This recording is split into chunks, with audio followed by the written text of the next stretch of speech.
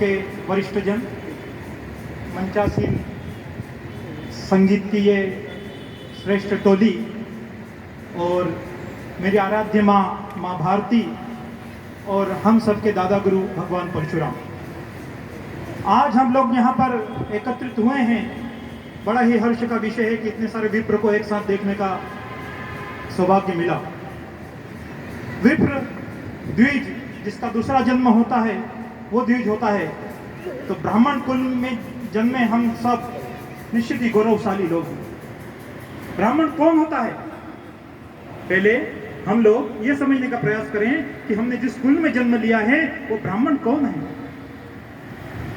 ब्रह्म जानाति इति ब्राह्मण, जो ब्रह्म को जानता है वो ब्राह्मण है, जो सत्य को जानता है वो ब्राह्मण है। तो सत्य क्या है? सत्य का जब हम लोग बोध करें कि सत्य क्या है, तो सत्य सरल नहीं है, सहज नहीं है। धर्म का मार्ग सहज और सरल नहीं है, कठिन नहीं। राजा हरिश्चंद्र का जब स्मरण करते हैं, जो धर्म के सबसे अग्रज राजा कहलाते हैं, जब उनका स्मरण करते हैं तो याद आता है कि राजा हरिश्चंद्र ने स्वप्न देखा। स्वप्न में देखते हैं कि उन्होंने अपना राज्य दान कर दिया। जब राज्य दान कर दिया और सुबह जब नींद खुलती है तो विश्वामित्र प्रकट होते हैं, कहते हैं हरिश्चंद्र क्या स्वप्न देखा था? तो राजा ने कहा कि मैंने राज्य दान कर दिया। तो बोले करो। आप कल्पना कीजिए, हम जिस संस्कृति के लोग हैं वहां स्वप्न में भी देखने के बाद उस सपने को पूरा करने के लिए अपना तन मन धन दे दिया जाता है, वो भारतीय संस्कृति है। उस भारतीय संस्कृति के हम लोग संरक्षक हैं। ये वो संस्कृति है जहां चाणक्य हुए। जब राजनीति की बात की जाए तो वहां चाणक्य हो जाते हैं। और हम उस संस्कृति के लोग हैं, जब ब्राह्मण अपनी पे आ जाए तो गंगा को यहाँ पे ले आ जाता है, प्रभु कहलाता है। जब ब्राह्मण जीरो दे देता है तो आर्यभट्ट कहलाता है। जब ब्राह्मण आज दान पे आ जाता है तो दधीची कहलाता है। तो हम उस संस्कृति के लोग हैं, हमें अपने ब्राह्मण होने पे गर्व होना चाहिए। एक बार अब अपने आप गर्व महसूस करके देखिए कि हम किस संस्कृति के लोग हैं। ब्राह्मण अड़ी होता है, मनसा वाचसा कर्मणा, जो सत्य पे अड़ी रहे वो ब्राह्मण है। हम मन से, वचन से, कर्म से अपनी बातों पे रहें वो ब्राह्मण है। तो क्या हम लोग ब्राह्मण हैं वास्तव में? इसका चिंतन करने की आवश्यकता है। क्या हम लोग अपने ब्राह्मणत्व को बनाए हुए रखें? एक ब्राह्मण वो हुआ जिसने ब्राह्मण कुल में जन्म लिया। महर्षि जमदग्नि के पुत्र, जिनकी जयंती मनाने के लिए हम लोग यहाँ, या जिनके उत्सव के स्वरूप में ब्राह्मण सभा और ब्राह्मण परिषद सेक्टर 10 ने ये श्रेष्ठ कार्यक्रम किया। महर्षि जमदग्नि के पुत्र परशुराम जी, जो भगवान शिव के अनन्य भक्त थे, भगवान शिव ने उन्हें प्रसन्न होकर फरसे का वरदान दिया। और ऐसे निरंकारी ऋषि जिन्होंने 21 बार क्षत्रियों से विहीन इस पृथ्वी को कर दिया, उसके बाद भी जिनके पास अहंकार नहीं है, वो परशुराम है। परशुराम कौन हो सकता है? परशुराम वो हो सकता है जिसके अंदर अहंकार नहीं है। परशुराम वो हो सकता है जो पिता की आज्ञा पालन करने के लिए वहां के ऊपर भी शस्त्र उठा लिए। पर इस प्रकार से परशुराम बनना आसान नहीं है। धर्म का मार्ग बहुत कठिन है, धर्म का मार्ग सहज नहीं है, सरल नहीं है। तो हम लोग क्या ब्राह्मण होने के नाते ब्राह्मण का कर्म कर रहे हैं? क्या हम नित्य पूजा कर रहे हैं? क्या नित्य हम संध्या कर रहे हैं? ये चिंतन की आवश्यकता है। हम लोग मन से, वचन से, कर्म से क्या ब्राह्मण है, इस चिंतन की आवश्यकता है। ये कार्यक्रम है हमारे आत्मावलोकन का, कि हम लोग एक बार आत्मावलोकन करके तो देखें कि क्या हम लोग ब्राह्मणत्व को बनाए हुए हैं, क्या हम लोग उस भारतीय संस्कृति को बनाए हुए जो ऋषि परंपरा रही है। तो ये एक बहुत अच्छा अवसर है कि हम लोग सब यहाँ एकत्रित हुए और एकत्रित होने के बाद कार्य कर रहे हैं। कर्म प्रधान विश्व रचि राखा, हम लोग तो कर्म प्रधान धरती के लोग हैं। यहाँ कर्म किया जाता है। केवल हमारी बातों में ही राम नहीं है, हमारे कर्म में भी राम होना चाहिए। हम लोग केवल राम के भक्त नहीं। हम बॉम्बे बॉम्बे बॉम्बे बोल के क्या बॉम्बे पहुंच सकते हैं क्या? बिल्कुल नहीं पहुंच सकते। हमें बॉम्बे पहुंचने के लिए बॉम्बे वाली ट्रेन से बैठना पड़ेगा। इसी प्रकार यदि हमें भगवान का कार्य करना है, भगवान का केवल नाम जपने से भगवान का ताकत नहीं मिलेगी, हमें भगवान का कार्य भी करना पड़ेगा। तो भगवान का कार्य क्या हो सकता है? भगवान का कार्य हो सकता है धारयति धर्म, जो धारण करने योग्य बातें हैं वो धर्म है। यहाँ मातृशक्ति भी बैठी है। क्या हम लोग अपने बच्चे को मंदिर ले जाते हैं? ये चिंतन करें। क्या हम लोग अपने बच्चे को तिलक लगा के विद्यालय भेजते हैं? हम लोग ब्राह्मण हैं, क्या हम लोग अपने बच्चे को शिखा रखते हैं? क्या हम लोग इस ब्राह्मण को बनाने के लिए क्या कर्म करें? हम में से बहुत सारे लोग हैं जिनके घरों में बच्चों का यज्ञोपवीत नहीं हुआ।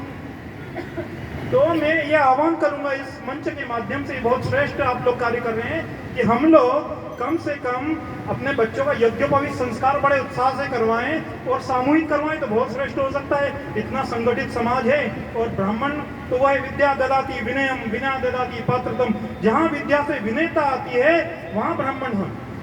तो हम लोग ने तो हमेशा समाज का मार्गदर्शन किया है।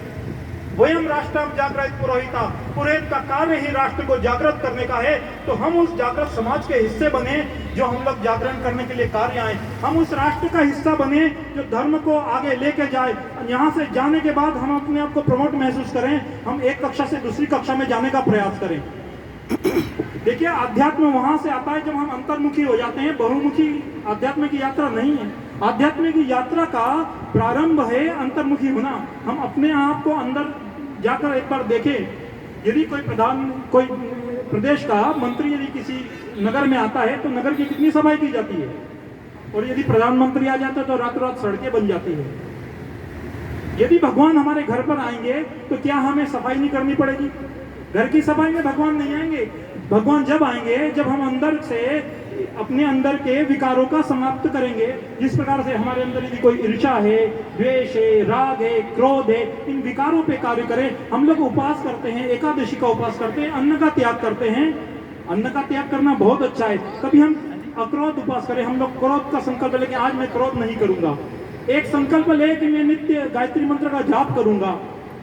तो भगवान तो वही है जहाँ अनन्य चिंतयंता माये जना परिपासते तेषाम अभियुक्ता नाम योगक्षेम।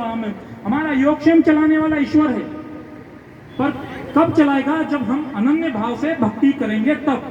हमारा भाव अनन्य होना चाहिए, भगवान के प्रति हमारा अनन्य भाव होना चाहिए। गो गंगा गीता गायत्री गुरु, ये भारतीय संस्कृति के 5 आधार है। तो क्या हम गो गंगा गीता गायत्री गुरु के लिए कार्य कर रहे हैं? ये चिंतन का विषय। क्या हम गुरु के लिए कार्य करें? क्या हम गायत्री के लिए कार्य करें? क्या हम धर्म के लिए कार्य करें? हमारा एक कदम भी धर्म के लिए नहीं चल रहा है तो हमारा जीवन निरर्थक है। हमारे जीवन की सार्थकता तो धर्म को जानने में है, धर्म में जीवन जीने में है। वेद में जीवन जीने में नहीं है, वेद में जीवन जीने में ही धर्म है।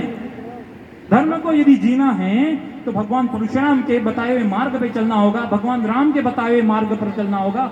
ऋषि वशिष्ठ की जो ये परंपरा रही है, ये चाणक्य की परंपरा रही है, वशिष्ठ की परंपरा रही है। हम अपने गौरवशाली इतिहास को देखें, जहाँ इतने महान वैज्ञानिक हुए, जहाँ इतने महान संत हुए, जहाँ इतने महान ऋषि हुए, उस परंपरा से हम लोग ब्राह्मण कुल में जन्मे हैं। तो अपने ब्राह्मणत्व को बनाए रखने के लिए यहाँ से संकल्प लेकर जाए। वेदों ने कहा तन्मे मन शिव संकल्प मस्तु, संकल्प शिव जैसा होना चाहिए, शुभ होना चाहिए। तो हम लोग यहाँ एक संकल्प लेकर जाएं। विद्यार्थियों से विशेष आह्वान है, जो बच्चे हैं वो कम से कम अपने माता पिता के साथ मंदिर जाना शुरू करें। सप्ताह में 1 दिन जाएं, गीता का पाठ करना शुरू करें। गीता के 1, 2, 3 श्लोकों का पाठ करें।